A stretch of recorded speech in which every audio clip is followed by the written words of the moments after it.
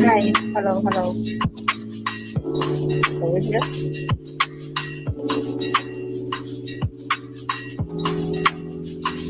Hello, hello. Testing, testing, testing, testing.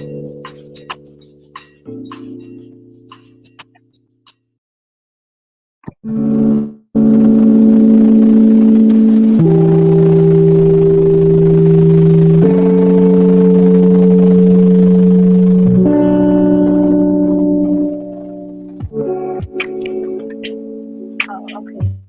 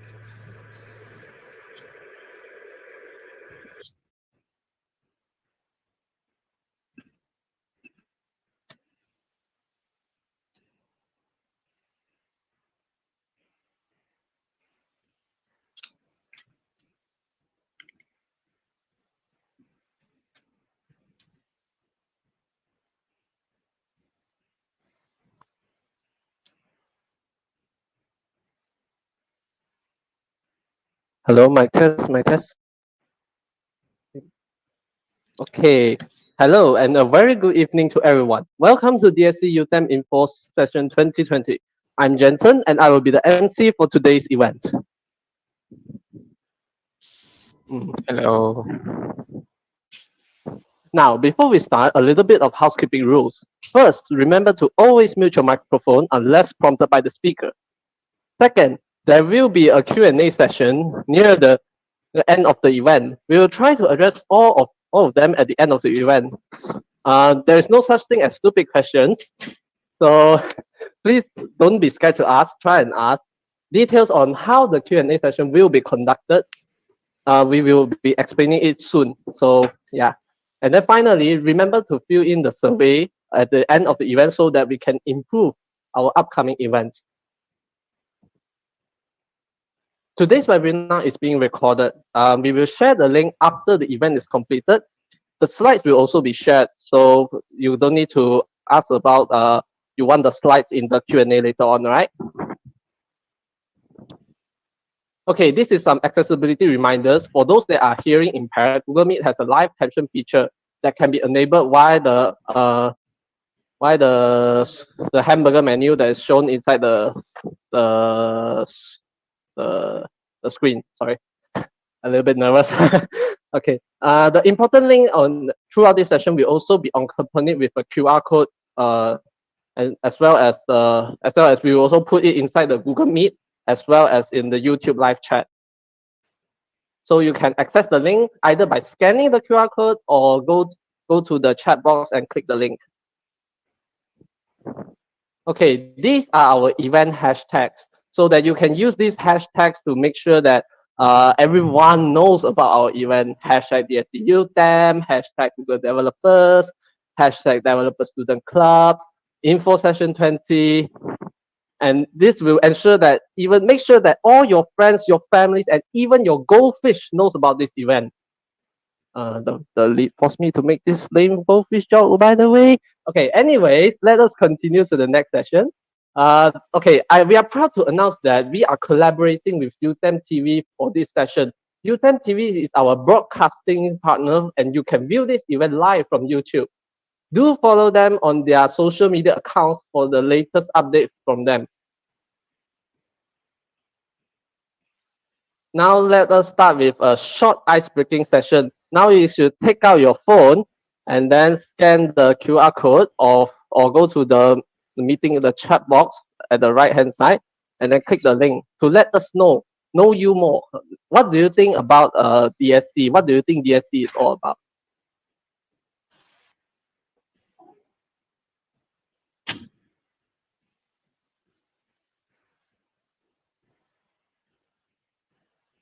Okay, so please don't be shy. Just put it in. What do you think DSC is? What do you expect to learn from this? Scan the QR code at the top left corner, and I will wait for your results over here.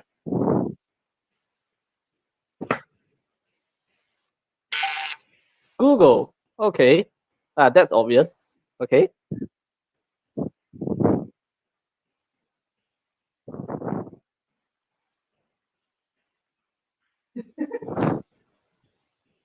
Please refrain from spamming the important things because some people might not be able to get the links that we post at the chat box there. Thanks for showing support anyways. Where we exchange knowledge and meet new friends. Good. Okay. Good.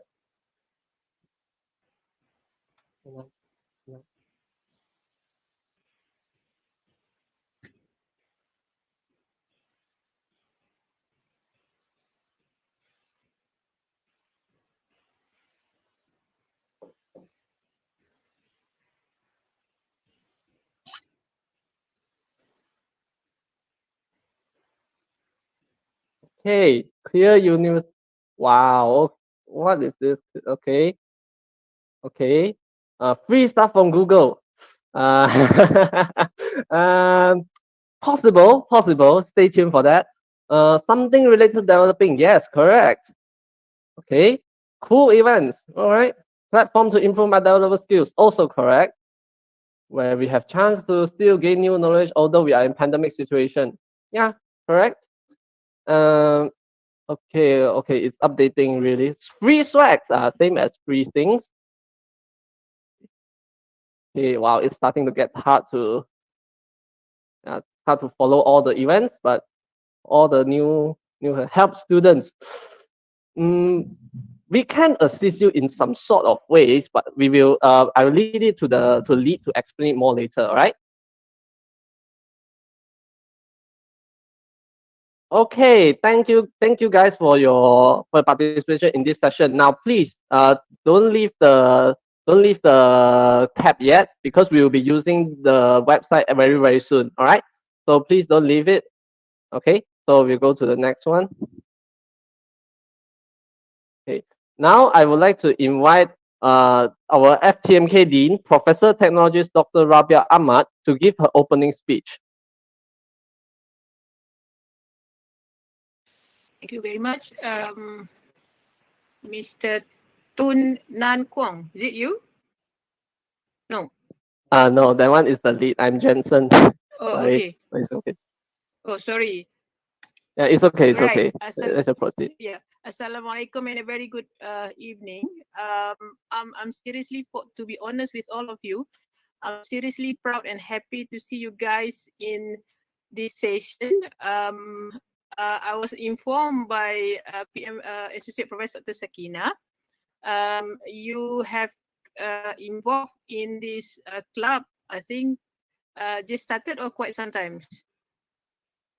Is this just started or? Yeah, just started. This is our first year. Yeah, this is your first year, right? So, under this, well, we are having a COVID pandemic, and I know that it is such a challenge for the students to undergo with online learning session, but you have creativity, you have effort, you have passion, innovations to come out to participate in this developer students club, to establish the club for UTeM, University Technical Malaysia Malacca, and I'm very proud to see UTeM names on the website. And part of the university, one of the university in Malaysia, and also being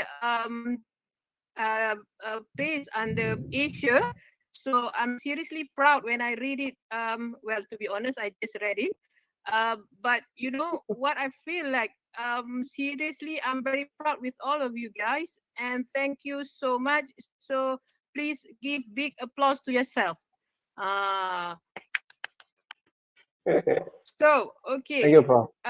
For your information to all students, why we have to participate with students club, association, um, whatever persatuan, it is actually to establish our creativity, our innovation, our leadership, networking, and as well as this is actually part of the learning process in your um, during your learning time at the university. You know, you will not get the same experience once you complete your degree. So, ladies and gentlemen, please take note on this.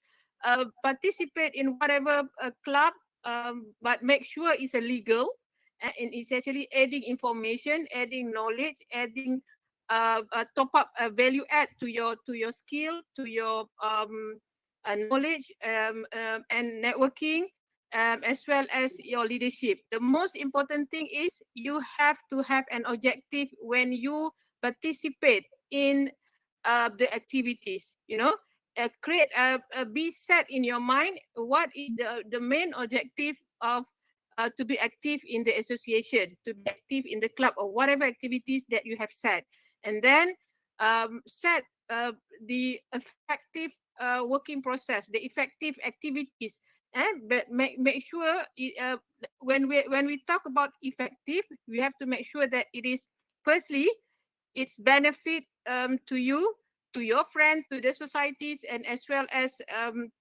to your what they call it um, uh, to your during your learning time at the university. So you have to make sure that please during the I mean in your study time, in your study period, you have to make sure that um win-win situation is important, even though it's not, you know, we don't just think about ourselves, but we have to think about others. So you know, to the especially to our family, to our friends, and to the environment. The most important thing is jaga nama universiti, jaga nama baik universiti, jaga nama baik negara, jaga nama baik masyarakat Malaysia. So with that notes, I hope that you will have a fruitful session for this occasion. And thank you very much for inviting me. Thank you very much to the organizer. Thank you very much to PM Dr. Sakina. And again, enjoy your session. Thank you very much and good night. Happy Thank you, weekend. Professor. Stay Okay. stay safe. Yeah. All right. Thank you, Professor, for the inspiring and motivational speech. You too, Professor. Stay safe. All right. Now let us invite our faculty advisor of DSC UTeM, Associate Professor Dr. Sharifah Sakina, to give her speech. Please welcome. Hi, everybody. How are you? We are fine, Doctor. How are you, Yeah. Doctor? Okay, so Assalamualaikum warahmatullahi wabarakatuh. And I don't know, very good afternoon maybe to all of you. So happy to see you guys here. I think it's almost 53 students. Right, Jason? Yes, Around 53 yeah, around 50 something registered. Okay. All right, good. So hopefully everybody will come. So now we still waiting for some of the students to join us. All right. So again, thank you to the Dean for the opening speech. We are very happy to have you here because actually this is really new club. Okay, we just registered under HEP, but still waiting for the approval. Right, Jason, we're still waiting for the approval, but it's Yeah, okay. we are still In good. Yeah. addition to the TNC HEP, we want to do opening first. We want to do some, introductory, and then when we still proceed for the registrations. Okay, so I'm happy that this club is not only local, meaning that this club is actually international level. So this is another step for universities, meaning that for UTeM students to have a club in the international level. We have IEEE student club maybe. We also have other club, but this one is actually a very new club, and it's very meaning that latest, and nowadays when we talk about developer, it's become very popular. Okay, hopefully this club can involve many UTeM students, not only come from FTMK. So we also like to have students from FKEKK, FTKEE, or maybe FKE, or maybe from FPTT. Right, it's okay. Meaning that all students that love to do development, so can join this club. So I hope all the students enjoy, get some benefit from the club. And then actually there are many reasons why we want to join club actually. One of the reason is actually you learn about yourself when you join the club. Why I mentioned about learn about yourself, because when you join a student organization or any club, actually you have to know your goal and also your strength. So from there you can learn how other students handle certain situations. So you can learn each other and test your current knowledge. Right? So this is how we learn more about ourselves when we join a club. And then from here also you can find out what you are good at. Okay, whether at the multitasking or staying organized, or you want to generating idea, or you want to serving others. So this is actually the good place for you to do your self-awareness, all right? And it's beneficial for your future career. So keep in touch with the club, and then try to be active, okay? When you join any club, try to be active, not just like a silent, or maybe just stay just looking at the what other people are doing, but try to be active, try involve very actively, and then gain some experience. So I think that's all from me for the opening speech, but I want to congratulate to all the organizer, all the team members, especially to Tung Nang, for making this club happen. And also from you also, Jason, and Kwe, and also Tokiki as the men. This is four students that actually I know very hard work from you guys to develop this club, and then hopefully it become very active club later on. I hope later you can become the winner for Anugerah Gemilang University. That is my hope. Okay, make sure you plan your activity very good. Try to get some collaborations, and then next year we will submit a form for Anugerah Gemilang University, and then your club will become the winner. That is the challenge for you guys. Okay, all right, that's all from me. Thank you. Thank you, Dr. Sakina, for the wonderful speech. Oh, by the way, Dr. Sakina, challenge accepted. Okay, good. Okay, now since just now I have been seeing some questions popping up, like the some FAQ that keep on popping up. So I repeat again, for those who just joined us, welcome. And the meeting is recorded, and the slides will also be shared at a later link. So do keep in touch with our social media. So we will post it. We'll post the link over there when it's ready. All right. Okay, now let's proceed to a new one. Okay, now, uh, this is how we are going to conduct Q&A throughout this whole session. So remember just now the link that I said don't close the link. If you close the link, never mind. You can scan the QR code over here, or just go to the link over here, or my colleague will also post it inside the chat over there. So throughout this presentation, you can submit your question at the Q&A. So you will see that you are at the Q&A tab over here. So you can submit all your questions, and then we will go through them at the end of the session. So for example, if this one is like, if you found someone that have similar question to yours, then you should click a like to make sure that it goes up through the hierarchy. Because due to the time constraint, we will try and go through it from the most liked one, which means that a lot of people have common interest in this particular question. So we answer it from the most popular going down the list. Of course, we will try and answer a lot of them, if can all of them, but given the time constraint, we need to let you guys know that we'll do it down the popularity rank. So yeah, if the question is similar to what you're going to ask, like it. All right, make sure the important questions are up at the top there. All right. So okay, so now this is out of the way. Without further delays, I will hand over this session to our DSC UTeM lead Guang Dongnan. Please give him a round of applause.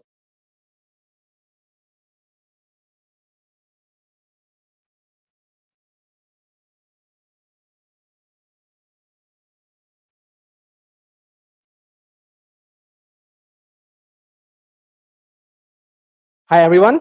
I'm Kwang Tong Nan, the community lead for DSC UTeM. And welcome everyone to our info session of DSC UTeM. So for this session, I'll be talking about some intro to DSC, our core team, and many other more. So let's start. What is a DSC? So DSC are basically student clubs that are university-based for students that are interested in Google Developer Technologies. Anyone, sorry, it's raining. So anyone from graduates or undergraduates, so no matter if you are a degree, a master's or PhD holder, as long as you have an interest as growing as a developer, you are welcome. So by joining us, you grow your knowledge, you do peer-to-peer learning, and of course, eventually you build solutions for the local businesses and the community. So why is DSC good for you? Of course, to meet students on campus interested on developer technologies. And the most importantly here is to bridge the gap between theory and practice. And from here, we can enable you to apply learning and connections to build really, really good solutions for local problems. My colleague later on, Quack, will be showing you the solution challenge videos from this year. And also, with all of this, you connect, learn, and eventually you will grow.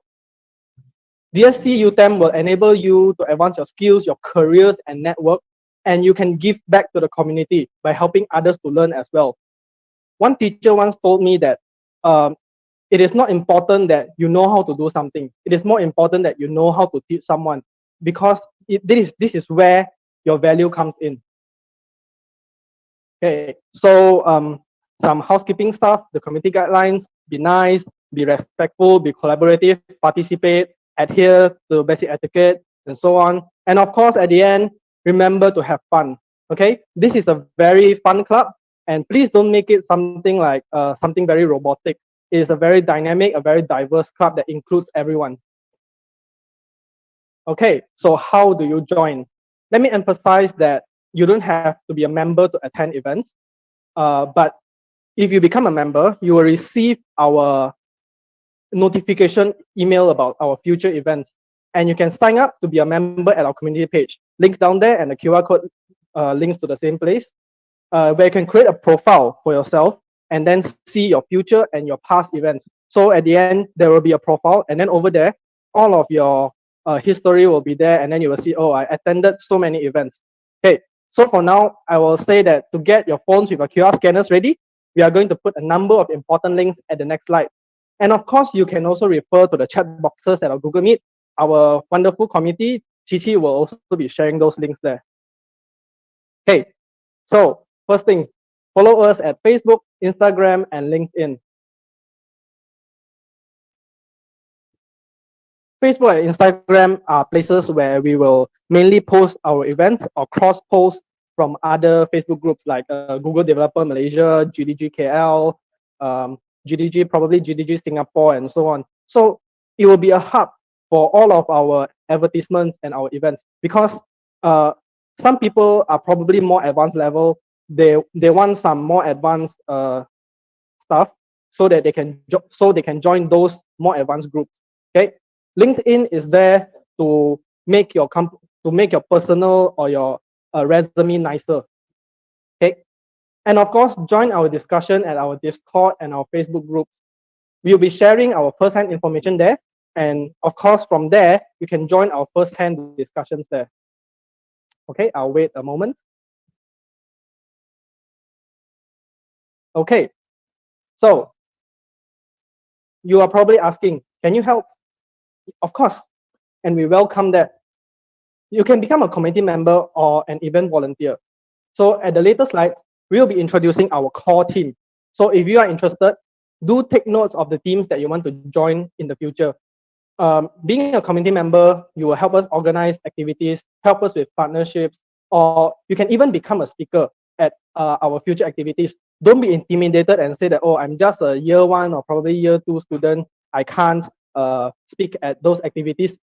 DSC UTeM is the place where you can fail, where you can try till you perfect yourself. Or if you don't want to be a committee member, you can give a pair of hands at our events and you can become an event volunteer. So if you want to try yourself out, please do message us or keep in touch with our social media pages, or you can email us at the SC UTeM. Okay, so now I'll be introducing the Google Developers Network, which Developer Students Club, the SCs, are in. So within the Google Developers Network, we have four main categories. The first one is GDG, Google Developer Groups, the one at the left. So what are GDGs? Those are groups that are non-university oriented. So they focus more on the working world. But of course, you as a student can join them too. I personally also join them when I'm back at my hometown, KL. So they are calling three GDGs in Malaysia: GDG KL, GDG Cloud KL, and GDG Georgetown. So similar to the SCs, GDG event includes talks on many technical topics. So more on that later. Okay. And next will be Women Tech Makers. So this program provides visibility, community, and resources for many women in technology, because as we know, women are really underrepresented in the technological field. So they bring them together through events and many types of leadership programs. So as such, UTeM students actually can also can apply to be an ambassador. Sorry guys, you don't stand a chance. Last but not least, GDEs, Google Developer Experts. So GDEs are a global network of very highly experienced technological experts. Sorry, Jensen. Okay, so they are influencers or thought leaders that support developers, so companies and tech communities. So they speak at events, they publish content, and they promote Google technologies. And of course, they are officially recognized by Google. And the whole world, there are only 225 of them, which I am proud to say, 5 of them are in Malaysia. So as you can see, the 5 of here, these people are really awesome. Some of them I personally met them, and I'm really excited because in the future we will definitely be inviting them to give talks and sessions at our activities. And don't worry, their talks are very inspirational and very nice to hear. Yeah, it's not boring. And next, I will introduce my core team, the people that makes all of this possible, and I'm really grateful that they are there. Okay, the first is our beloved Associate Professor Dr. Sharifah Sakina, our faculty advisor.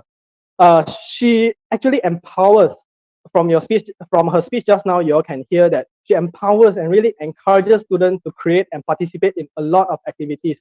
So as such, I would say that she's an inspiration to all of us. Okay, we will also from here like to thank Dr. Sakina for supporting us all along the way. And next is me. Yay, I'm the community lead. I'm a third-year student. I study Bachelor of Computer Science in Artificial Intelligence. If you speak UTeM, you will know this course is called BITI, B-I-T-I. So why do I love breaking things? It's because that when you break things, you test the limits. So from there, you will know when to strive for the better. Okay, next is Quack, our skill development lead. He will be delivering a speech later on. He's also in the same class as me, BT. And if you want a free coffee from him, just give him data and he will belanja you coffee. Yeah, lame joke, sorry. Okay, next is Jensen. As you all see just now, our MC for today. He's our partnerships and programs lead. Truth be, as from his quote there, AI is not just bunch of if-else statements. AI actually encompasses statistics and many types of mathematical methods. To know more, please pay attention in class. Okay. Okay. Next is our media and creatives lead, Tochichi. She is a third-year student, Bachelor of IT in Game Technology. If you speak UTeM, it's BITE. Bite. So she says that we never win any games you don't play.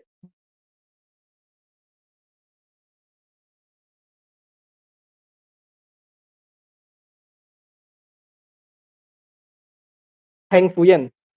He's a second-year student, also BITE, and he says that effort is the best indicator of interest. So the DSC community is here to help you all along your DSC journey to grow, to meet people, and so much more. So yes, of course, we are hiring. So please follow our social media pages for more upcoming information. We'll be posting everything there. Okay, so I guess you guys are of course excited. What are our annual flagship events? So if COVID spares us, because to have a flagship event, mostly you will need to have a physical contact. So this is some target on our annual flagship events. No promises, huh? Okay, the first is hackathons.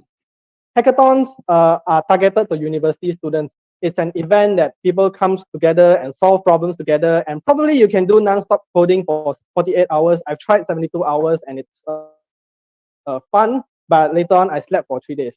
And from there you can learn while you solve real life problems, and we'll be inviting university students from all around Malaysia and probably all around the world. DSC UTeM that has University Malaya UM has done it, and I believe that we can also do the same thing. Okay, via hackathon, when you grind for something, especially at hackathons, you'll probably learn something, because under the pressure, you will learn something more probably than the whole year combined. For me personally, I've grown a lot from these events. I've increased my connections a lot, and of course, my skill sets have been improving since then.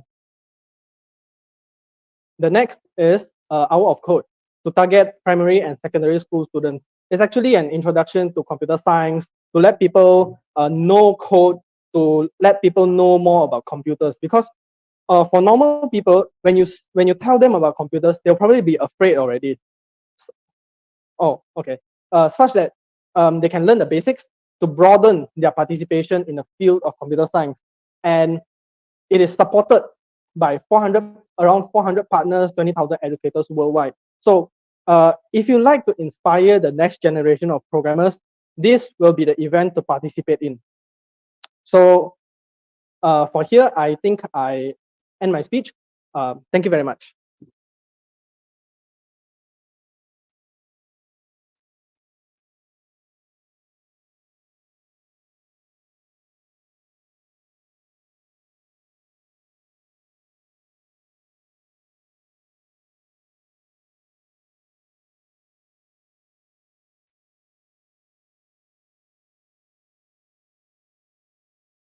So hi guys, thanks for our the SC lead just now.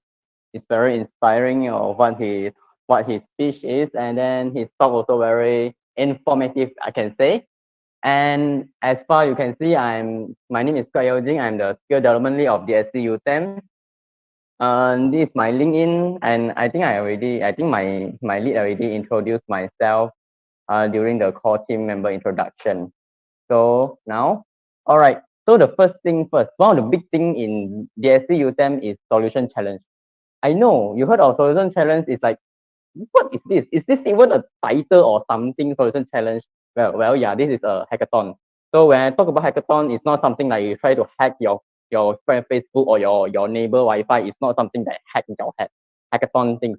Hackathon thing is like you try to figure out something, and then you try to find or help your community, or you find a solutions that can ease out our human life, that can make a big project. Maybe if you do something really big, you can get a Nobel Prize. I don't know. I just say that, all right. So well, this solution challenge is really a very big thing. So if you want to know more about the solution challenge, you can click on the link there. There is a event with a DSC solution challenge. That got a lot of more information.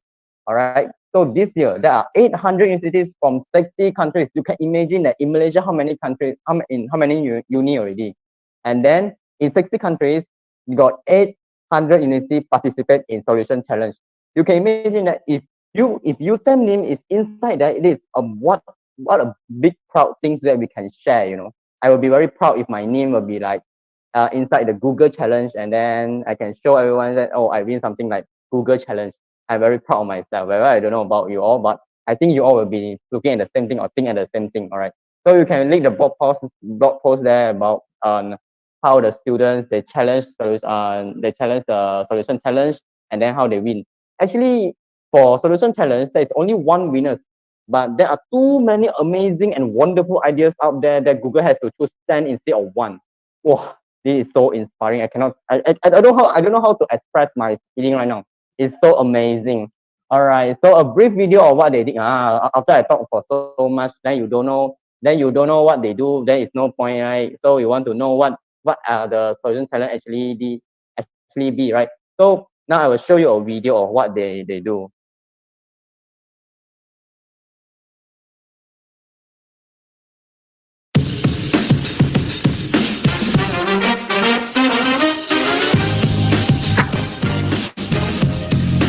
Developer student clubs are university-based communities where students learn about Google technology and use their skills to solve local problems.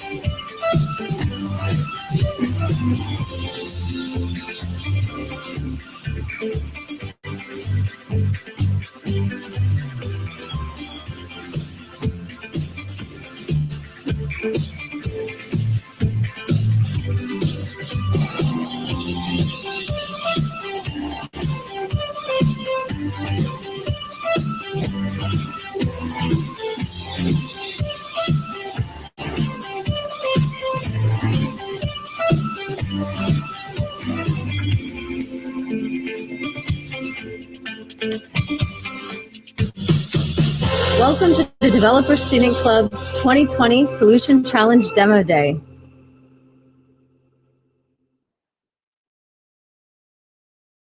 All right, the slide. And do you remember anything from the video except for the amazing tempo-based music? Or that I feel like I'm shaking just now and I'm looking at the video. I'm very excited looking at the video just now. I can feel the fire inside me, you know. There's fire keep on stacking out. It turned out to be burning myself right now. So do you feel the same thing? What do you feel, guys? Maybe someone will shout, "Oh, that guy stole my idea, bro." Maybe someone will say, "I don't know what they're doing. I don't know. The video is too fast. I don't know what they're doing actually." Like the presentation, the video is too fast. Maybe someone will say, yeah, easy lah, we can do that either. We no need to think also can do lah, do some if else programming. You don't know, you come try. You come to join us and then you can try yourself. Is it easy to do or very hard to do? Maybe someone will say, hey, they want stole my idea lah. It's okay, you come lah. We give you more opportunity. You showcase your idea here, then we bring you to the next level, and then we go on for this competition. You come and then we give you the opportunity. You don't worry. Opportunity is there. Is for you to come and grab it. All right. So the DSC UTeM is here to help you to connect, to learn, and to skill out. Three things: to connect, to learn, and to skill out. I will repeat this again in the next few slides. All right. So the next challenge will be like 2021, and it will be announcing in the next January, but we can already prepare. Since we need to always prepare ourselves, right? Even now, COVID-19, we always bring the mask instead of like we get fined for 1,000. So, well, we need to prepare ourselves all the time. Okay, so how does DSC help you on this? His resources, they give you a lot of resources. That's what we do, right? All right, so as for my opinions, starting a project is the hardest part. The hardest part is to start your project. Because a lot of people, they're like, I want to make something like chatbot, but I don't know what is chatbot. So I go and search Google, how do I make a chatbot? All right, so you're going to see a lot, like few 100 billion posts, how to make a chatbot. So what is the most proper way to follow? You don't know, right? So, well, we'll give you some ideas. Or in order to build channel, you need to have a team. You need to have a team of like AI, you need to have a team of developer, you need to have a front-end developer, back-end developer, and so on and so forth. We are here to support you along the way. Every step you want any idea, you can just come to us, and then we will try to give you some tips and tricks how to start your project or build your project. All right. The next thing is the world-class mentor. As mentioned by our DSC lead just now, we got a lot of mentors, like 200 and something or 80 something. We are very proud to say that 5 of them are in Malaysia right now. So if you want to ask for an expert, you can go through us and we will help you to connect with them. This is what we do, connect with them, right? So world-class mentor is ready for you. So what are you waiting for? What are you waiting for right now? So you can just come at us. You tonight you just go to the bed and then think of any good idea or perfect idea and then think, oh, tonight I want to make something. I want to make something big. I want to be the next Mark Zuckerberg. I want to be the next Mark Bill Gates or what Elon Musk. I don't know. You name it, all right. So your world-class mentor is here. So the next thing is community support. We want support, you know. A lot of people, like my mom say, I still remember, like when I first get computer science, I was like, oh man, you're going to be a nerd and then sit in front of a computer and then just be alone and no friends. No. It's not going that way, right? Community support is like, we will give you a lot of friends. Like, hey, I meet somebody in USM, I meet somebody in this university and that university and this group. I met somebody. I don't know. So maybe this is a very opportunity for you to not be alone, if you understand what I mean. Like, you can get more friends, interact with them, and eventually you can get more and more friends. So you'll be a happy computer science student, and not the guys who will be like stress here and stress there. And then with this community support, you can also, just now in the previous slide, just now the world class mentor, right, is one of the community support that we can give you. If let's say you want to ask something, you want to ask why your coding won't work, why your C++ code won't run, why my for loop is not looping, all right. So you go and ask the Stack Overflow, and then Stack Overflow will just mark you duplicate question, and because you're asking such a newbie question, I won't say stupid, but a newbie question. So well, we give you opportunity. We will ask some expert to help you to solve your for loop problem. Okay, your for loop problem won't work. Basically, this one, this problem, this problem, this problem. So this is our world class mentor work, right? Okay, and then so I explained the community support. So the next thing is the DSC. So I think I going to end my showcase right now. So I very happy if you learn something from me or get something from me. So now I will pass the ball back to our DSC lead, Kong Tong Nan.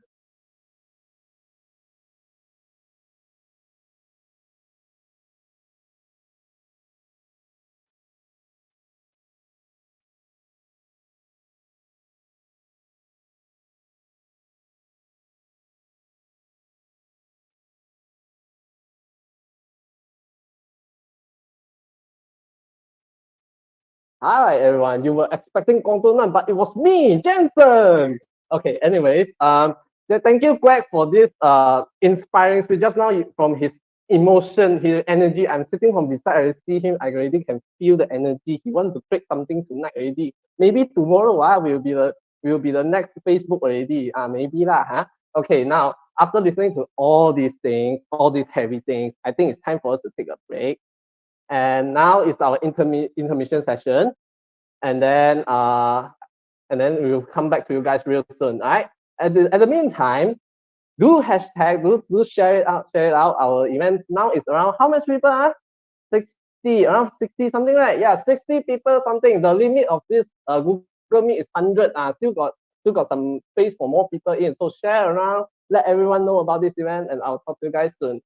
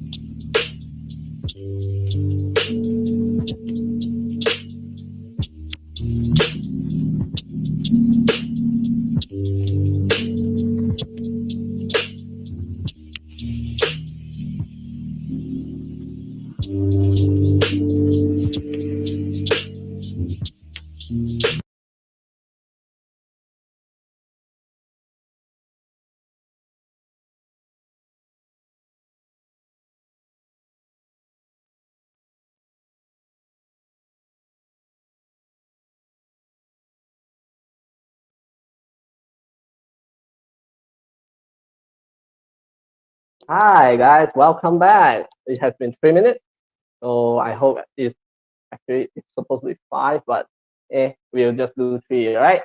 Everyone is young guys and girls over here. Don't need too much break, eh? Okay, now let's go to the next one. So before we continue, just for someone that's just joined us, welcome. And remember to always mute your mic unless prompted. Uh, Also, second, please remember to submit your queries into the Slido platform and upload similar questions. Just now I checked it out and then only have 4 or 5 questions. If you have any questions, just ask. Maybe if you ask something, there's no stupid question, I would say. So just ask whatever you think. You think is like is Google thing easy to learn or something? Yeah, you can just ask whatever you want. Okay, now also let's back to the third one. Tell us how we did at the survey at the end. So reminder. The fourth one, recordings and slides will be shared later. All right. Now next, accessibility reminder. There's a live caption feature at the bottom right over here. You can enable it over here. Yeah. And then also there will be QR code for the links, as well as our colleagues will be posting it at the chat box over there. All right. The Q&A session. Quick reminder: this is the Q&A session link. If you want to check out what they have been asking, what people have been asking, or you have been wanting to ask some questions, here is the link. Here is the QR code. You can just go to there and see what they are asking, what people are asking, and upload some question that you feel interested, that you want us to answer. All right, I'll give you guys a few seconds to scan the QR code. Okay, so now I would like to repeat again, a very quick shout out to UTeM TV for broadcasting our event on YouTube. So please, guys, do remember to follow their social media accounts. Their social media accounts contain a lot of big events around UTeM, and their social media account is pretty awesome, by the way. So please do consider following them.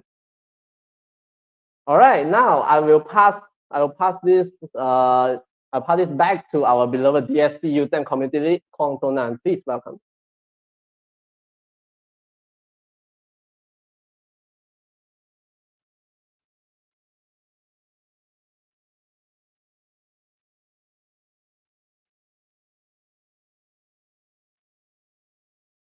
Hello, and welcome back to our info session. So for this session, I will be briefing on the modes and our future topics. So what will we cover at later on? Okay, so just now, after you listen to what Quek has to say, you're probably thinking, you are not at a prestigious university. Oh, sorry, Dr. Sakina, don't fire me or anything. Yeah, Dean also don't tell me. Okay, but anyways, so you're probably thinking, okay, you're not a super prestigious university. Just now, those people that won the core teams, some are on a super prestigious, quite prestigious university. Or so from there, you may be discouraged to participate in those activities. But is this true? Does the university you're in matter? So to encourage you more, actually, there are some excerpts of UTeM on the global stage that can be proud of as UTeM students. I will be only covering stuff from this year because there are actually quite a lot of achievements down the road. So yeah, the first one is for coronavirus hack, which the team got third place, where they used deep learning and genetic algorithm to discover a drug that can inhibit the COVID-19 virus. So they won the Fogwell coronavirus hack, which is an international event that has around 300, not 300, sorry, 90 plus people joining in. Yeah, so apparently these faces look familiar. I don't know who they are. Yeah, don't ask me who they are. They only look familiar to me. And also, IEEE Region 10 student branch, the website contest, UTeM students also won the second place. And here are some excerpts of UTeM on the national stage. Because there are too many, let me just list two of them. Okay, so this year, they have this Malaysia Siswa Sat competition where they design a satellite that can be placed into orbit. Hey, for more details, you can just scan the QR code there to get more information on their projects. And also our Innovate Malaysia Design Competition, Chen Wei and Kalun, yeah, they won using sorry, a route planning for customer-centric delivery. such that such that delivering your parcel can be quicker. It's under the DHL Design Challenge for those that participate in IMDC. Okay, our future events. We will have quite a number of events, of course, probably will be collaborate with other universities for now. We'll be having events both online and in person, depending on the current state of the pandemic. Of course, we at DSE UTeM, we hope that we can meet you all in person, right? So the technologies that might come out at these events, there's no promises here, but these are some of the Google technologies that we may be covering. So from left to right, you have Android, you have Kubernetes, you have Google Assistant, you have Google Cloud, Firebase. Shout out to those Firebase fans. Flutter, Google Colab, and down there you have Google Machine Learning, TensorFlow, Google Chrome, and Google Maps. And of course, DSE UTeM is very, very proud to announce collaboration with many other universities in Malaysia. So we have University Science Malaysia. The lead is together with us today. You can see him as Tech99. Of course, and also Multimedia University, MMU. You can see him as Cornelius, and UTP, University Technology Petronas. And of course, this list is just until now. There will be more to come. Okay, so upcoming, we will have some team activities, some serial activities that complement each other. Okay, so first team is called the basics. So we will be covering what you will use as a developer. We will touch on Git, and of course, from here, we will touch GitHub. And we realize that many people, they know how to use Git, but they probably don't really know how to use Git in their project management, how to manage their whole life cycle. So let me tell you a personal experience is that after I use Git, yeah, my whole projects and everything, it is much, much more easier to track what my team members did and what to do next. By the way, Git is open source, so they did not sponsor me anything, by the way. And we'll be touching on cloud and virtual machines. You can see that Google Cloud and Docker. Sorry, Docker is not virtual machines. We'll be also touching on containerization and orchestration, which is Docker and Kubernetes there. And of course, in the end, we will be touching on CI/CD pipelines. From the survey we gave previously, many of the people never ever heard before of this CI/CD pipeline. So a little brief thing, what are CI/CD pipelines? CI is continuous integration, and CD is continuous development. So there are many companies that actually use these pipelines such that when you push to a branch, a Git, sorry, when you save your changes, it will be automatically compiled. For those that know programming, they will be automatically compiled, and then it will push to live. So let's say the Instagram you are using now is probably different than the Instagram that you used 5 minutes ago, because this is this whole thing enables a high velocity development. So from here, you can see that from top to bottom, it will be something quite basic, and then it will build on. So Git project management builds on Git, a cloud and virtual machines builds on that, and so on and so forth. CI/CD pipelines at the end builds on everything on top. So we aim, let me emphasize, we aim to cover the whole DevOps lifecycle throughout the whole year, from planning to coding to building and testing to release and deploying our application to operate and monitor everything. Yeah, as what you can see from the chat, GitHub do offer a special student package for students. So don't forget to apply, because many of these tools, when you go through the GitHub student package, you can get it for free. Okay, so we aim to cover all of this throughout the whole year. So if everything goes well, you have the skills and knowledge to build the next $1 million application. Sounds ambitious, right? But this is what many DSCs did. Why is Flutter not included? Because Flutter is a programming language. This one is just the tools used for DevOps. Okay, next we will have AI month, probably. So here are some of the activities that other Google developers did. So one is AI for everyone, means that everyone gets a chance to develop their AI application. And the next, I think many people will be very interested, is that to generate anime using Cartoon Gen and Anime Gen. So yeah, it's a waifu vending machine.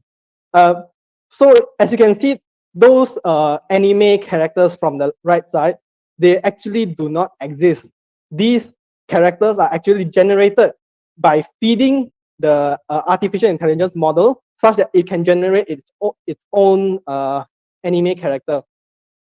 And next, probably also probably also very interesting is that you can generate music using LSTM.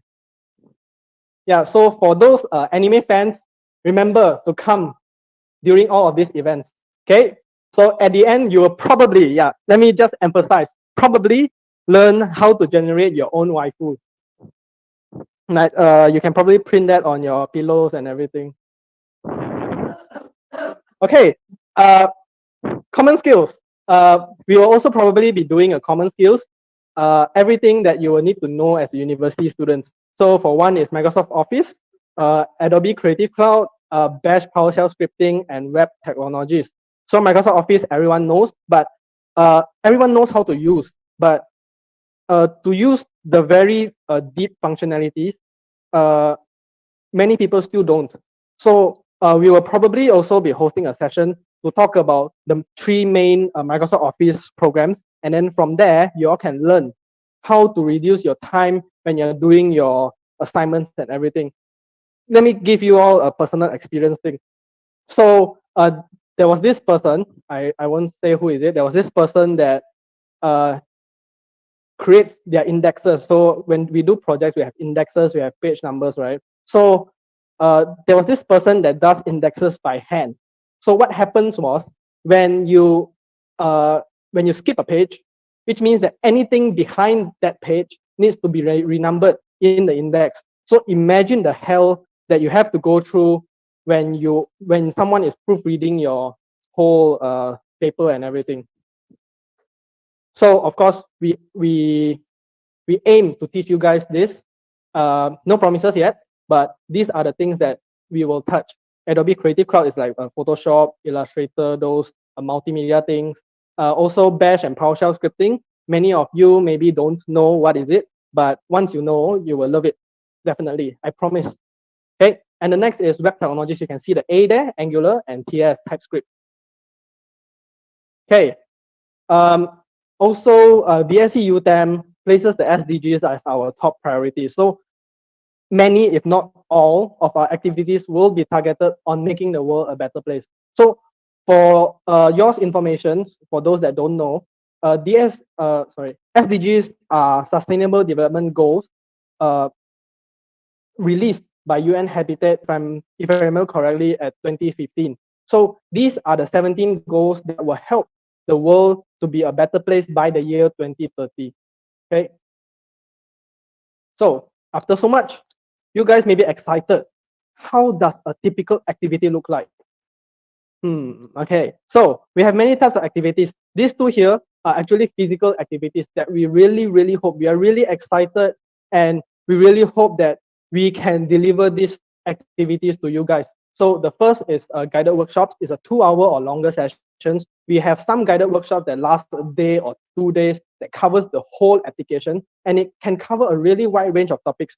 It can be a guided workshop for TensorFlow. It can be a guided workshop to deliver to make your app using Kotlin, or to even generate probably your waifu with AnimeGAN. Okay. The next will be code labs, self-study guided workshops, where you can progress at your own pace, and mentors will be walking around to help you if you get stuck. Okay, the next are fireside chat. So fireside chats, probably we will have 1 to 2 speakers per night. If we are lucky, we probably can get 3 or 4.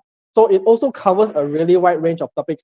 It can be something like your career, or how to optimize your code, or something about competitive programming or hackathons, the sharings and everything. I'm really excited just by telling you all this.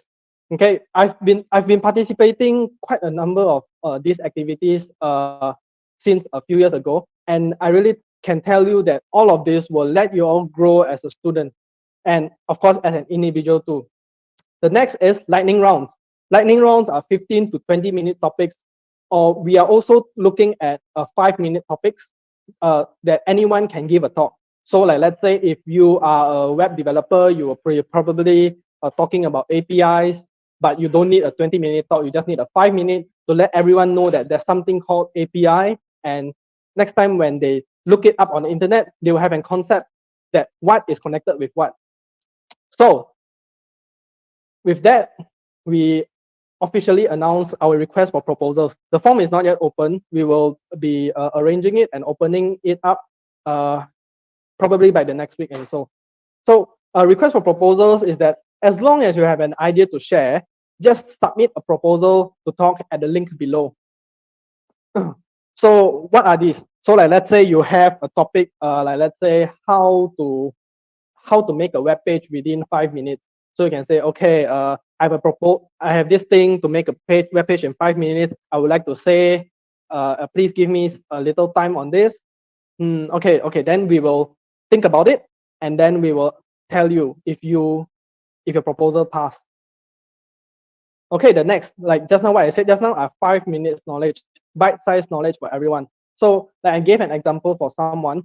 5 minutes knowledge, it can be something like how to store passwords in a database. It can be finished in 5 minutes. Okay, it can cover a really, really wide range of topics. Like for one fireside chat of 5 minutes knowledge that I've personally been to is that how to make a JavaScript application in, if I remember correctly, less than 100 bytes.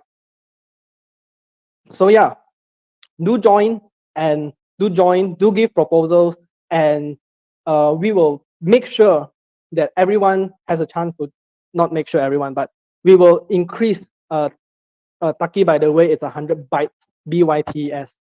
We will make sure that most, if not everyone, gets a chance to develop themselves as a developer and as an individual, because the SC, like I said just now, is a place where you can fail. Okay, so let me re-emphasize. Do follow us at our Facebook, Instagram, and LinkedIn.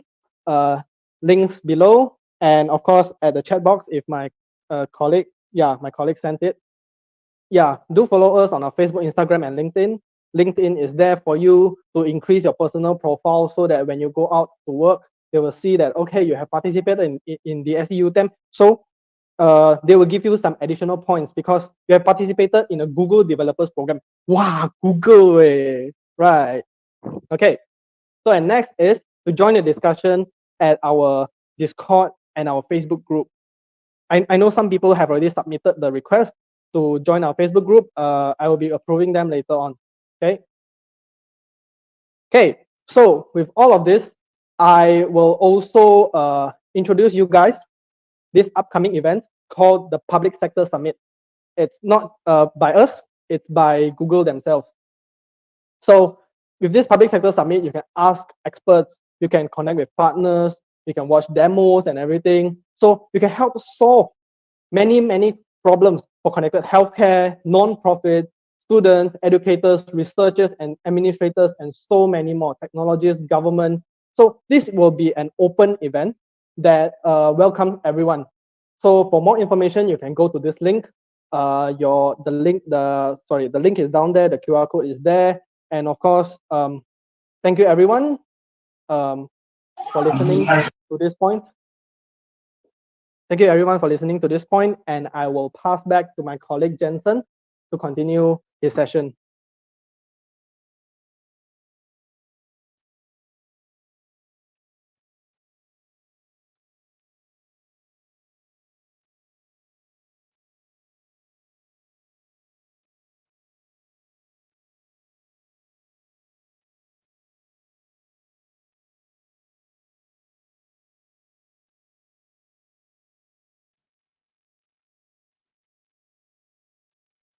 Hello, mic test. Can you guys hear me?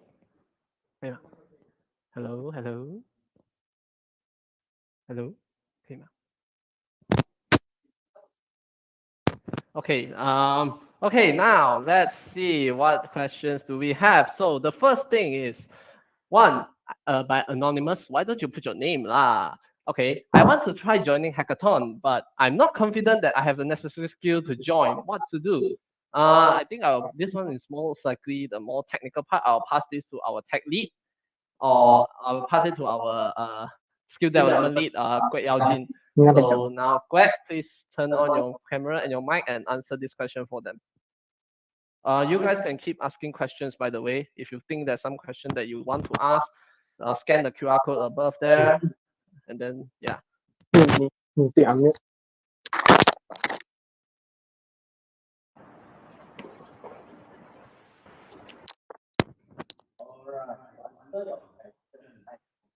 are still muted.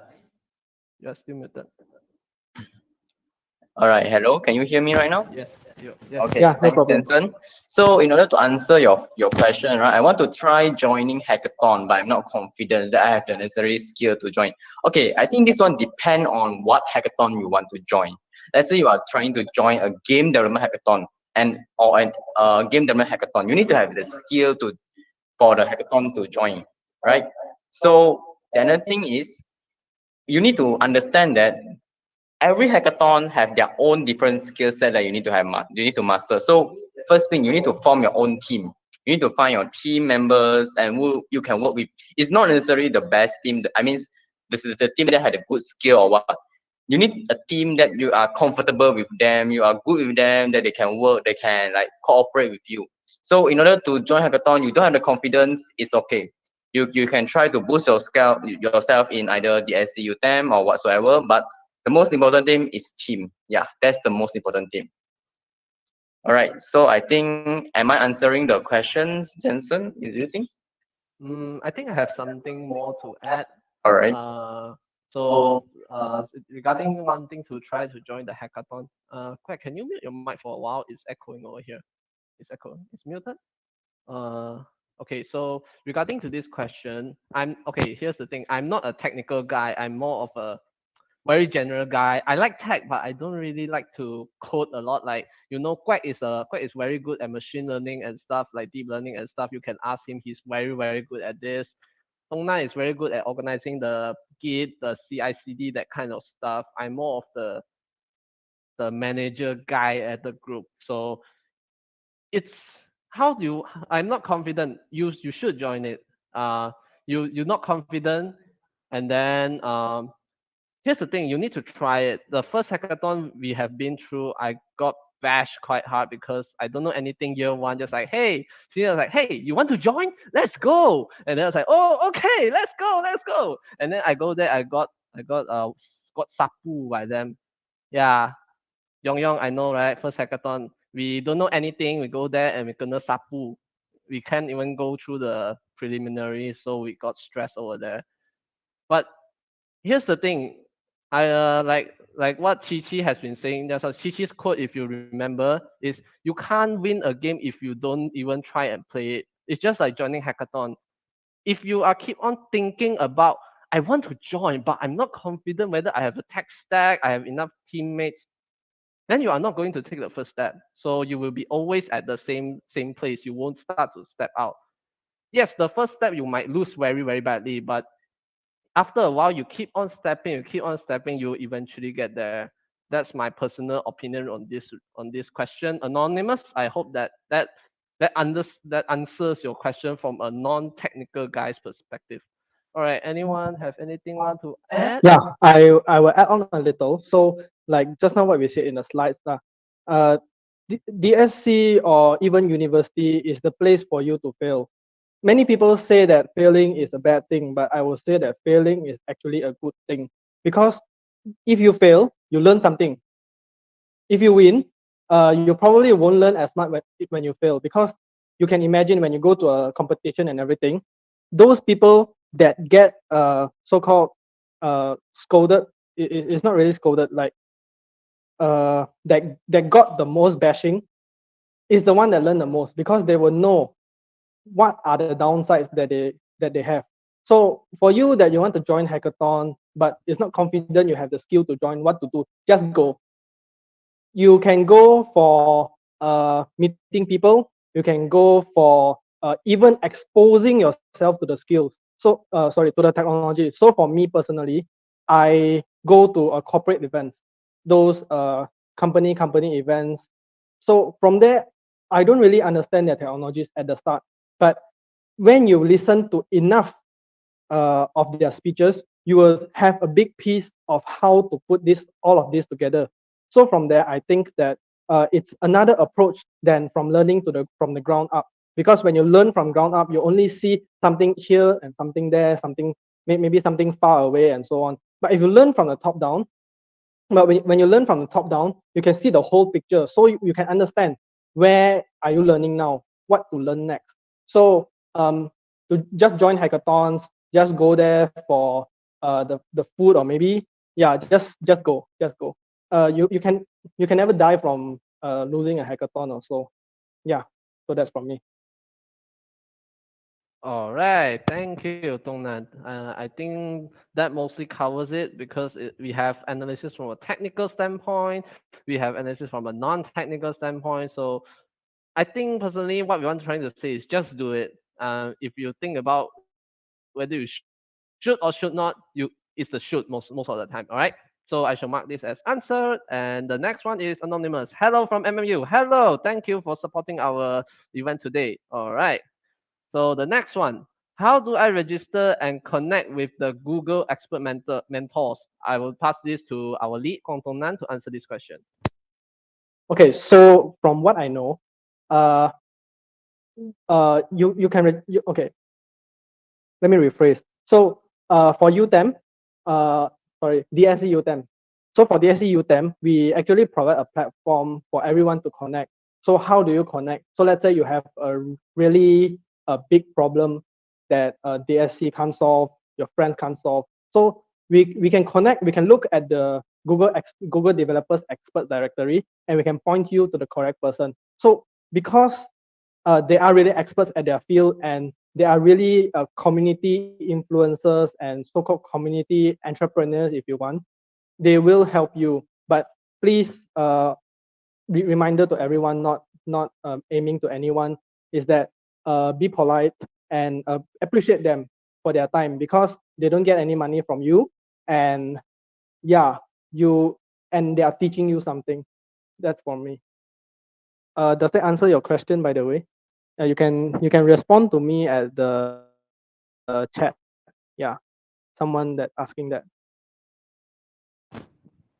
Hmm. I think since he doesn't put a name, so I think he won't want to respond so that he will identify himself. So if you have more questions, you can scan over here and then ask there, and we'll try to answer it. Okay. So now I shall mark this as. I'm sorry for dragging you all to hackathon, but the Maggie was delicious. Ah man, yeah, the days, man. Okay, so the next question. Okay, the next question. Any tips on how to code like an expert? Don't really like coding, so I can't answer. Who wants to answer? Quack or Dongnan? Let's give crack for now first. Okay. Okay, so any tips on how to code like an expert? I'm not an expert either. I won't say I am, because the word expert is very fuzzy. There is a gap that we won't know what's the gap, how you're going to be an expert. So as for me, I think an expert, you need to at least know how to manage your code. Your code must be extensible. So when you code something, when somebody take over your code, they are able to cache out what is your coding style or your writing style easily. It won't be like they keep on stuck here and stuck there. Oh, all right. So they won't be like keep on stuck here and stuck there. Means your code must have an extensible style. Maybe in object oriented, you are using camel casing or any camel case character, or maybe you use Git to control your commit message is very clear and very easy to be understandable by your teammates and so on, right? So this is my tips on how to code like an expert. So any things you want to add on? Okay, so I will add on a little. So how do you code like an expert? So let's break down this problem to what is an expert. An expert is someone that is a professional, that when you say expert, they have a deep understanding on what is behind, right? So I would say on how to code as an expert, code more. That's it. You code more, you will be an expert eventually. Why? Because from there you get experience, and you will like sometimes when we do some really big code bases, we really do something like, okay, screw this, let's just put a global variable on this and some variable name as XYZ. So later on, you will suffer from your own karma. Yeah. So the more you suffer from your own karma, the more you will know the importance of good coding practices. And from my opinion, an expert is someone that has really good coding, really good coding practices. Yeah. So if you want to look at how to code as an expert, you can look into the Linux code base. Yeah, that place is the most so-called monitored code base in the world. If you all don't know, Linux kernel is the kernel that runs on all of your Android phones, your devices, and 90% of the internet. So back to this, how to code like an expert. Code more, fail more, and you will know which stuff to not like which stuff to not do to make your thing work. And of course, just now what Carol said there in the chat box, make sure your code is reusable. Jensen, you have anything to add? Yeah, sure. Just now I saw it in the chat box also. Jackie, awesome guy by the way, Jackie. So he said that to be honest, you should do more analysis rather than random coding. Yeah. That's true to an extent. While I do agree what Dongnan said just now, you need to code more to be expert. But here's the thing: you need to think, code, and then you think, what am I doing is correct. Just like what the Edison asked one of his students like, okay, how many hours have you been spending on doing the experiment? So the student answered like 18 hours, and then maybe the remaining go to sleep. So you do 18 hours of experiment, but you didn't leave time for yourself to think about what are you doing. You didn't have time to reflect on the experiment. You just keep on doing. Yeah, I think that's what Jackie said. I saw him doing that, so saw him mention that. So I think it's quite important as well to mention that you need to think, you need to code, you need to reflect, and then you do the next project and don't repeat the same mistake. Yeah, I think that's Dongnan what Dongnan tried to say, but his one is more extreme, and then he want to let you feel the karma full hit you like a truck, and then let you feel the pain of it. All right. So yeah, I think that answers the question of it. Thank you, Jackie, for raising a good point. Okay, now mark this as solved. Okay, next question. What is the most trending and best to learn programming language now? I think I'll pass it to Quack to answer this question.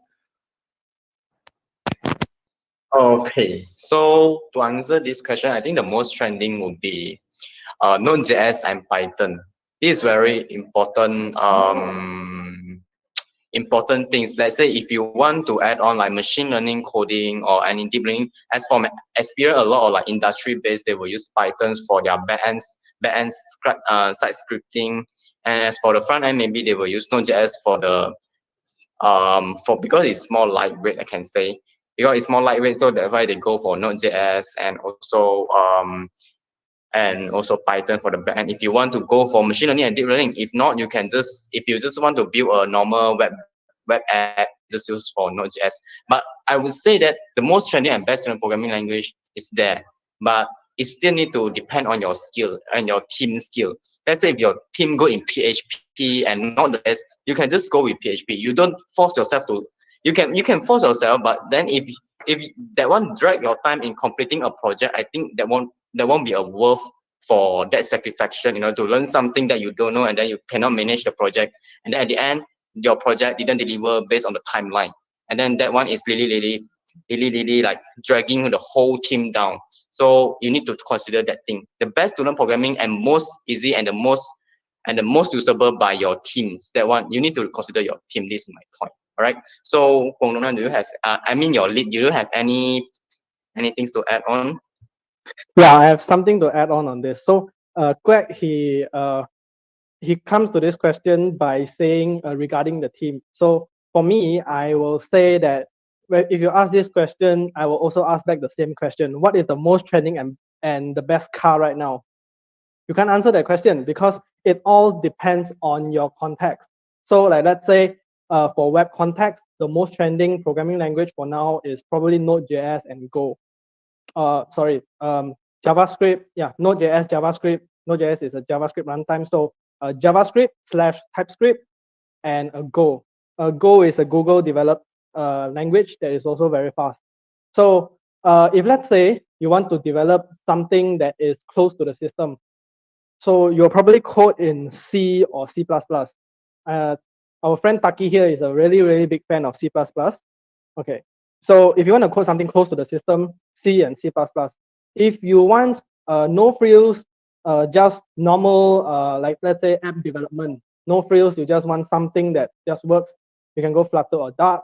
If you want to go for machine learning on AI, Python is the way to go, and upcoming is Julia. And what else? If you want to do native applications for now, Node.js is quite popular. And also, but for many of complex applications, C and C++ is still the programming language. And for some, if you want to do game development and so on, C#. So it depends on your context of this question, where on what you want to develop. So Android phones, something very native, you go for Kotlin, and so on and so forth. Yeah. So, sorry, Greg. So if you want to know the trend, go for the Stack Overflow. There's a graph released by Stack Overflow every year. Correct.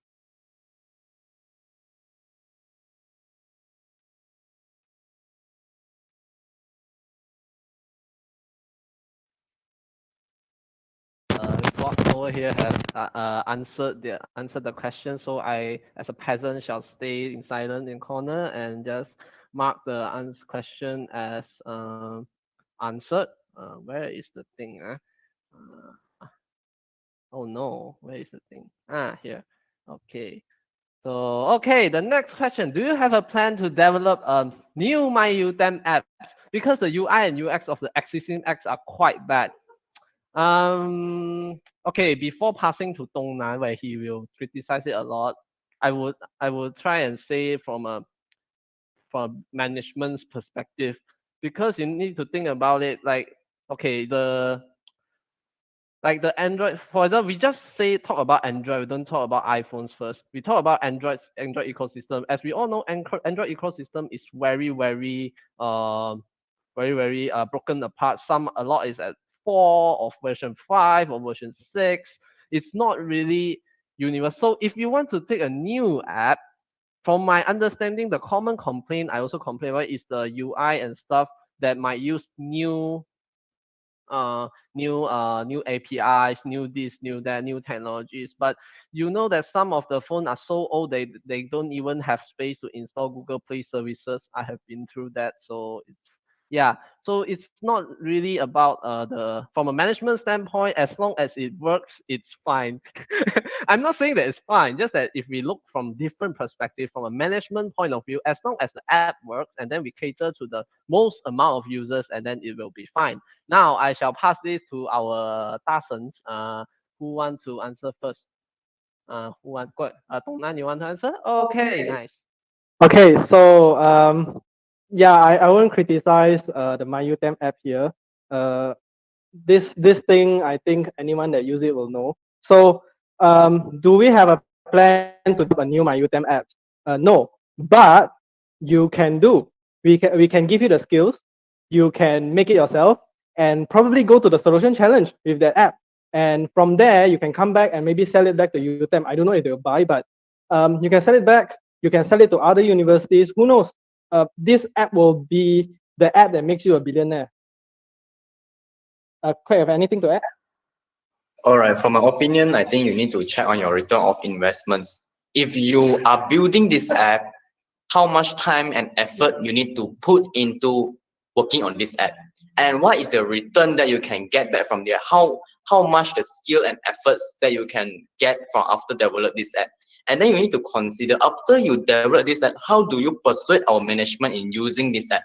This is another skill. Like me, I'm a technical guy, which I always deal with like machine learning and deep learning. I don't really know how to do management. Like Kwong is more to management stuff. I think, yeah. So actually, actually we did have some idea on how to improvise the UTeM apps, but then we unable to complete this due to some issue there. So we won't be go deep into the issue that why we start the project. So my point is return on investment. You need to count what is your return and invest into that project. Yeah. So that's all from me. Okay. Okay, so in the sense that we have basically TLDR, we have no plan to develop a new MyUTeM apps. I think we should go to the next question before we got into some problem with the administration. Okay, let's quickly take this off. And okay, next. I hope DSC UTeM can provide program that teaches us on how to join a hackathon, like demo in hackathon, still needs to develop in hackathon. Okay, this is the end of the sentence apparently. Okay, now, so I will pass it to Dongnan. Dongnan is very excited. He has something to say about it. Okay, of course, DSC UTeM or even DSC Malaysia can provide a lot of programs to teach you all how to join hackathons. So I can tell you all there are many types of hackathons. One is the hackathons where you develop a product. One is those hackathons that you all think is hackathon, which it's called capture the flag, where you try to hack a server. That is also a hackathon. Or yeah, there's something called CPF. Yeah, thanks, Taki. It's called CPF, capture the flag. If you want, there are resources on the internet. It's called Go Hack Me, if I remember correctly. Taki, correct me if I'm wrong. So yeah, try hack me. Yeah. So we will be collaborating with many other DSCs around UTeM, or probably, if possible, around the world, to teach you all the skills that you need. So let's say you are interested in this thing we call competitive programming, where they compete on who has the best algorithm for this particular question. So of course, we can connect you with those people. We have really good people from Singapore that leads the team for competitive programming. And we also have Taki here that is a professional in Try Hack Me and Hack the Box and so on. So yeah, stay tuned with our activities, and we will announce when we are ready.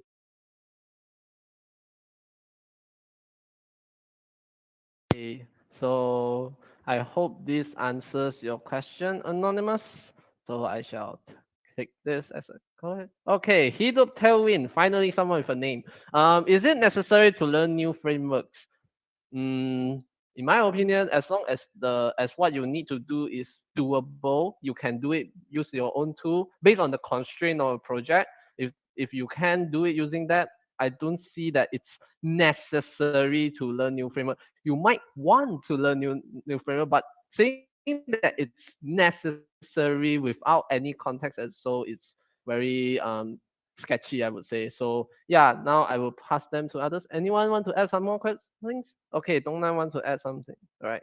Okay, so for me, I have a different approach from Jensen. So for me, it's is it necessary to learn a new framework? So let's say you have a web development and there is a framework. So you need to assess this framework. Does it does it do the job better than your existing framework? If yes, then probably it's worth a try. So from there, you can know the cost and you can make cost and benefit analysis to see that if you want to focus more on this framework or you just want to drop. Because at the end, if you say, is it necessary to learn new? I would say, yes, learn, but master is another question. You need to understand, you need to learn to determine which is the most suitable for you. This is why there are so many different frameworks around the world, because it addresses different concerns and different questions. Back to you, Jensen.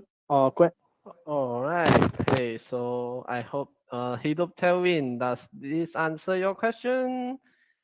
Hidup. I don't see a Hidup over here. So okay. So I assume he already left or something. But I hope it answers your question.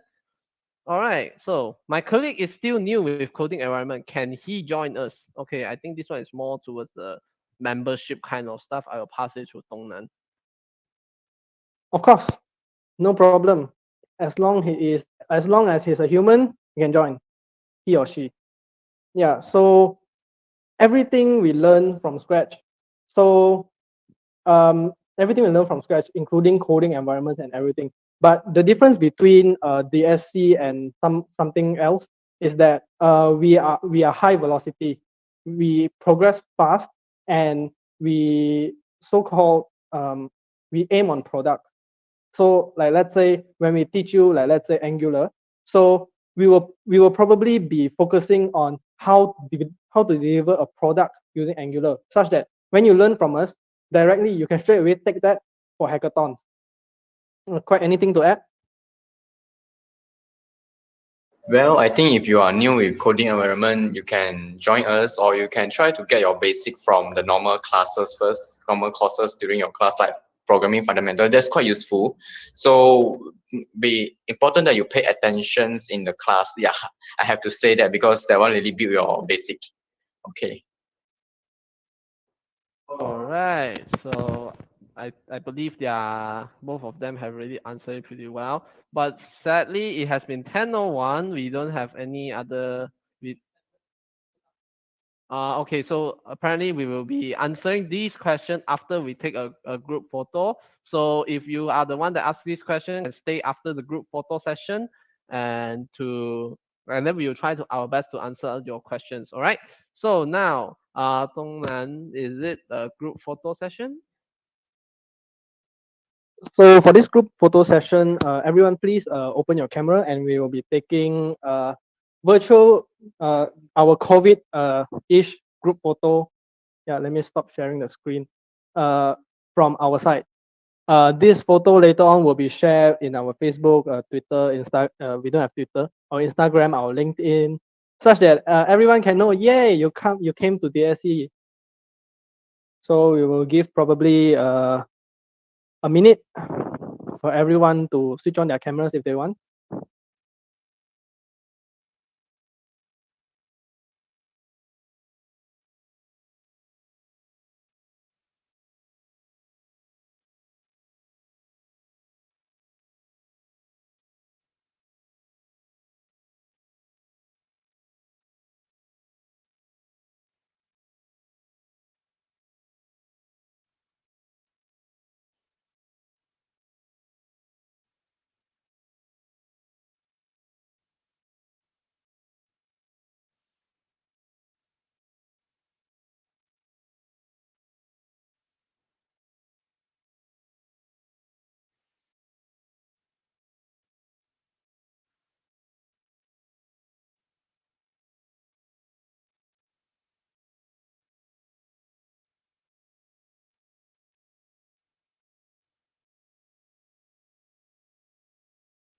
So we'll be taking a group photo in 3, 2, 1.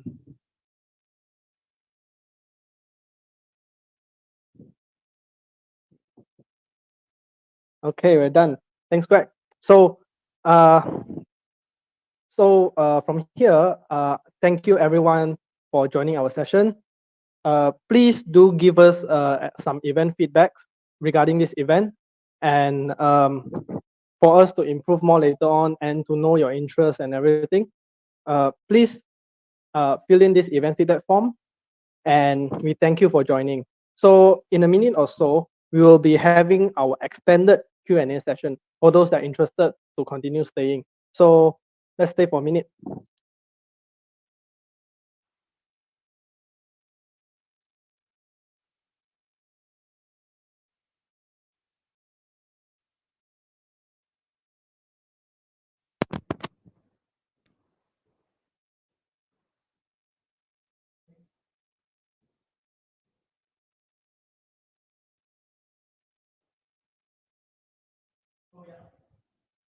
Uh, oh yeah, sorry, forgot to say just now the slide wasn't there. So this is our event feedback form. Do scan and give us some feedback on how we can improve, so on and so forth. Yeah, do remember to fill it in. Maybe you can say you don't like the host being that crazy. You like it being more formal or something. Yeah, just give us your thoughts and feedback, and then we will, based on the data, we will consider, and we will change the style, and maybe more formal. Or you want even more crazier presentation? Maybe up to you guys. If you guys think that if this one is okay, then we'll plan this. We'll have this in mind, and then we just keep on doing it this way. A little bit of craziness, a little bit of formal, some kind of that. All right.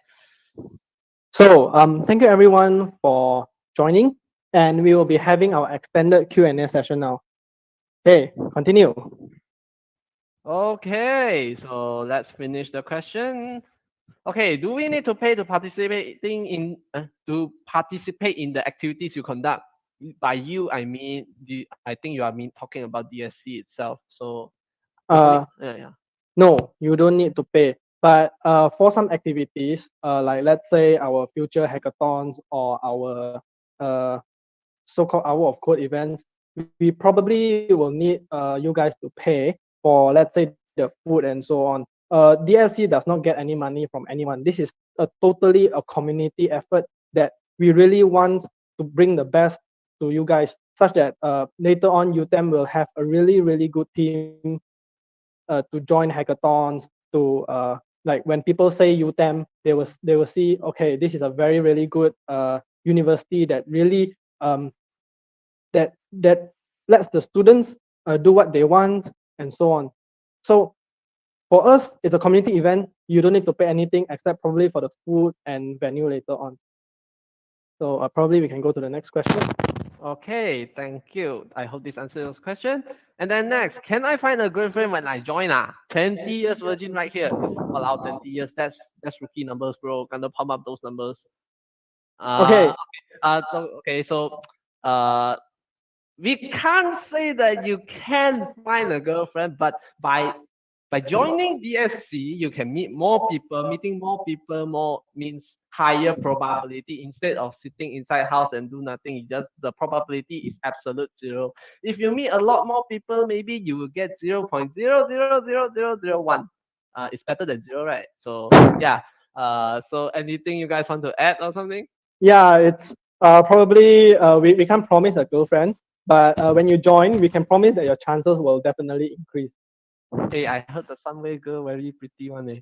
Okay, let's not do this here. Yeah, just like what Aiman said, you don't need a girlfriend. You can generate a waifu from anime game. Ouch, ouch. That sounds like someone that Right. can't Yeah. get a Okay. girlfriend. Come. Next question. Okay, next question. Okay, new one. I'm not very good with programming, but I'm interested in the cutting edge technology. Do I need to be a code master to be able to understand what DSC teach? Definitely not. Definitely not. Because in the end, we need to know that DSC is a community event that lets everyone join. So anyone interested, as long as you're interested to be a developer and you have the motivation to do it, we will be very, very happy to you to be there. And of course, I won't promise a step-by-step teaching, but we will guide you to the right directions to understand what we teach, to deliver your $1 million application, if you may. Quite anything to add? Okay, so this question is answered. Okay, can I learn Flutter here?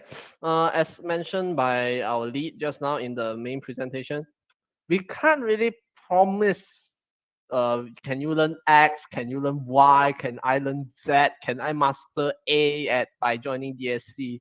Because in the end, we still need to arrange it based on the available resources.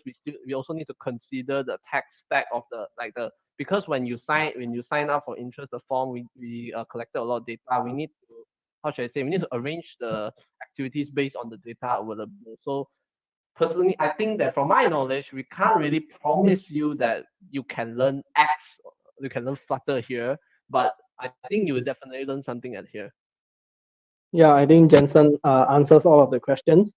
So next, I will just say, can you join the SC UTeM if you are from another university, you don't have the SC? And down there, there's a question also, you are just graduated, can still join, or still haven't convo yet. So it does not matter that if it's convo or not, as long as you are someone that is interested to join our activities. For our online events, we are open to everyone. For university events, as long as we get a clearance from the university police, then everything is cool. Yeah. So yeah, just join. Why not? Okay, thank you. So for the next question, How to manage team in virtual space? How to do discussion? I find it hard to work without face to face. Well, this is a tricky question.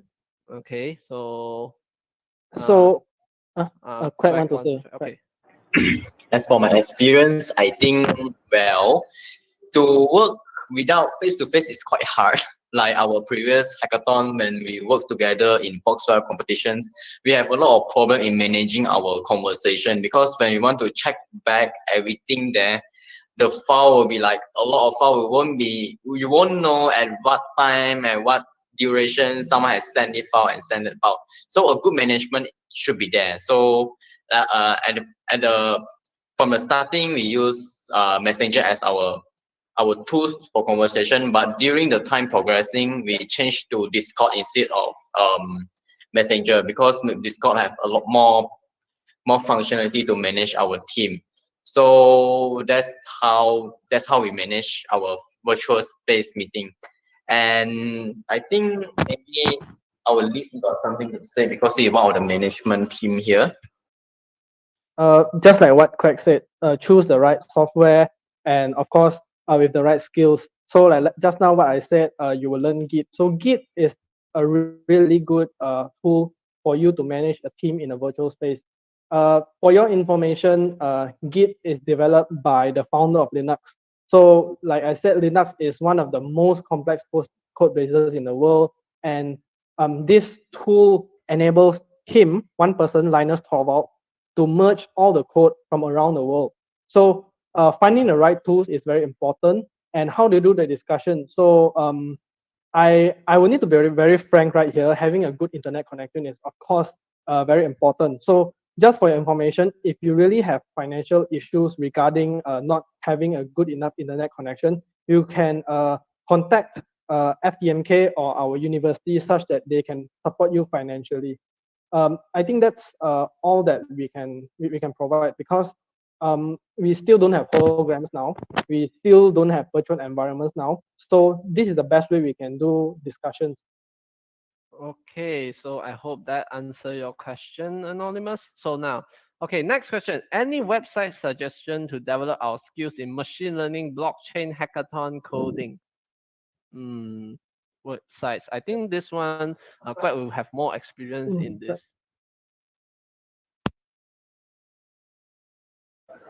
Well, as for my information, there is no a centralized website that you can do for develop your skill. Like machine learning, I would definitely go for DataCamp. As for blockchain, I think I will most probably go for Udemy. And hackathon is more of a competition. How you manage your team, because hackathon is very broad, so I'm not really understand what website you want to learn in hackathon. So another thing is coding. Coding, maybe you can go for hackathon, I think. I think maybe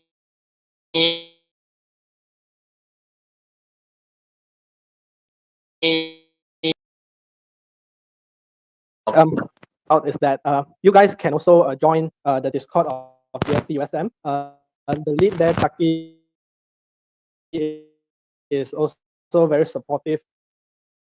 So yeah, now it's a virtual environment and everything. So it does not matter which Discord group you go to, as long as you learn what you want. I think next question. Okay, so what programming language should we learn on Diploma IT? I think I'll pass it to Greg. I think for diploma IT, because I'm from diploma, I'm a polytechnic diploma. So as for me, last time I already learned how to use Java. I already learned how to use C++. So well, basically, I think what programming language is depend on you. Yeah, some programming like Python, I learned it by myself. I don't have any like proper guideline or what, like you need to learn from this step and this step. So mostly sometimes you can learn whatever you could in your courses first in your class.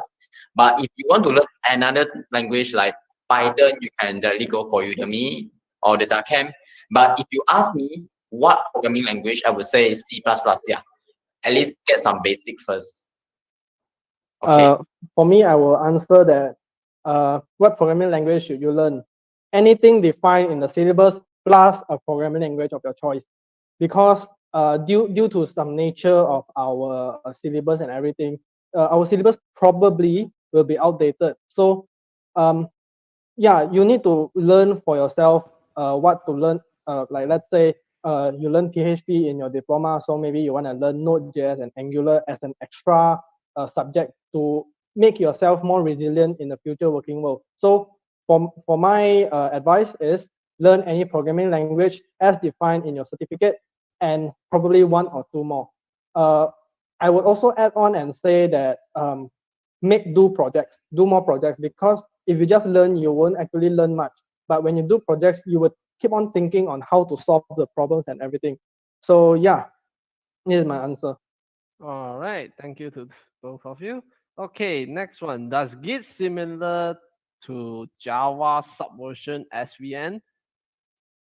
Okay, Okay. I will answer that question. So I answer both of that question, that similar to JavaScript subversion, and is it suitable for game development? So yeah, it's similar to Java subversion, but you will need to know that Git is the most popular uh, version controlling tool right now. So is Git suitable with game development? Of course, definitely. We have a lot of actually most of the companies that have code bases are using Git for everything, for testing and everything. So just now I said CI/CD. So even Microsoft. Yeah, so it will be suitable. Actually, it will be suitable for anything that uses text. As it's text, then it's suitable. Right. As for to answer the Git suitable with game development, I think it should be depend on your engine. Let's say one of our lead here, one of Heng Fu Yen, he use Unreal Engine for development. I don't think Unreal Engine is really suitable for Git, because like because last time he quite struggled in managing his Unreal Engine project due to, because it's not a coding base, it's a drag and drop, and then you need to manage some interfacing and so on and so forth. I'm really not sure about game because I'm not from game, but if you ask one of the lead there, maybe he will know something, because he was the one who dealing with all these game development things. Yeah, well, we can try to personally message him or what, right? So I would say it depends. Like Unity, I'm not sure, but Unreal Engine definitely not suitable for game development. All right. So yeah, that's from me.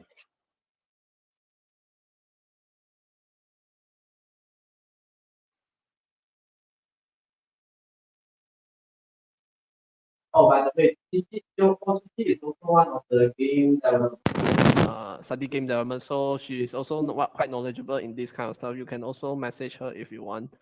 Just now, what I forgot the name, but yeah. Okay, so any hacking workshop? As I said just now, also answered by lead just now, we can't really promise anything, but we will try to consider what we have, what we collected from data, and we cater to the popular one. And Mm.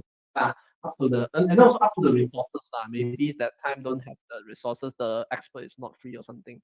Yeah. Then, Uh, I think I'll add on some. So I don't think we will be teaching you how to hack, but we will be probably will be teaching you the skills or maybe the mindset that